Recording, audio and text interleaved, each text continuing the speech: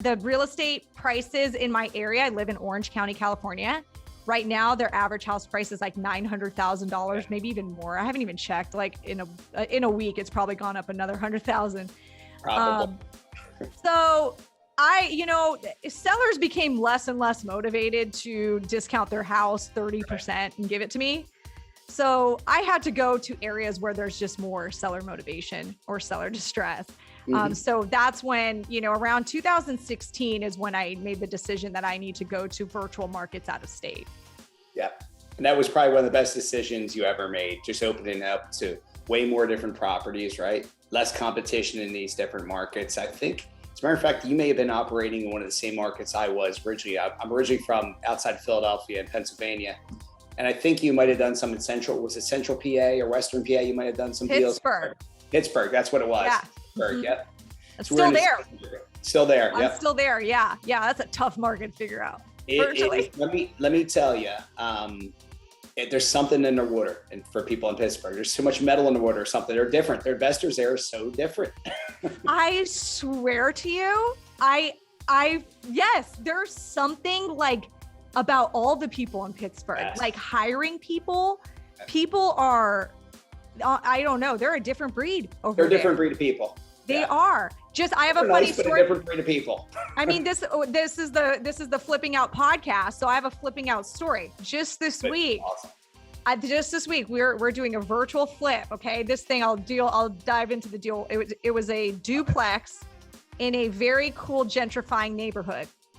It used to be a single family. Somewhere in history, they turned it into a duplex, and it's like a crappy duplex, right?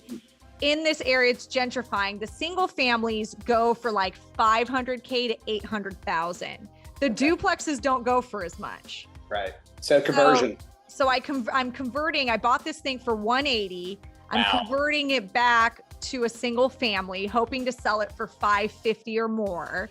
And the rehab is about $180,000 to do that, which it's heavy there. Construction prices are up there. Yeah. In PA. We have had the hardest time finding reliable contractors. So we were subbing everything out ourselves, and just kind of do DIY from across the nation. Our demo contractor was starting to play games, so we fired him off the job. We paid our first installment payment via credit card. That guy went back and billed my credit card for the full 100% of the job without our authorization. Unbelievable. He did 25% of the work, and Bill just went back, used my credit card number because he wrote it down. Right. Bill, and then he's sending us money or email saying we still owe him money. You gotta love it.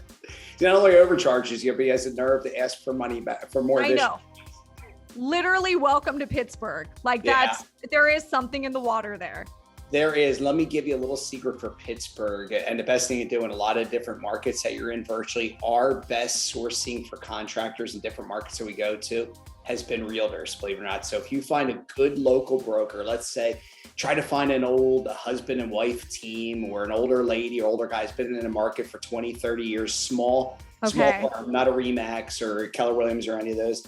Yeah. They know the market really well, and they generally have about 10 to 15 different contractors in their back pocket. And we have never been burned by their contractors. Their contractors better, cheaper, way more reliable, and the realtors on them too, because they want to eventually list that property, say.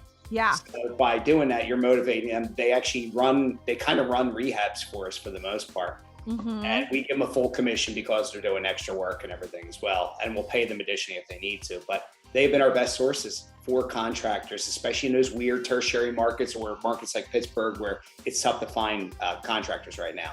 Mm-hmm. Yeah. Try that method if you can. Yeah. So anyway, I thought for the Flipping Out podcast, I have to come up with a good story.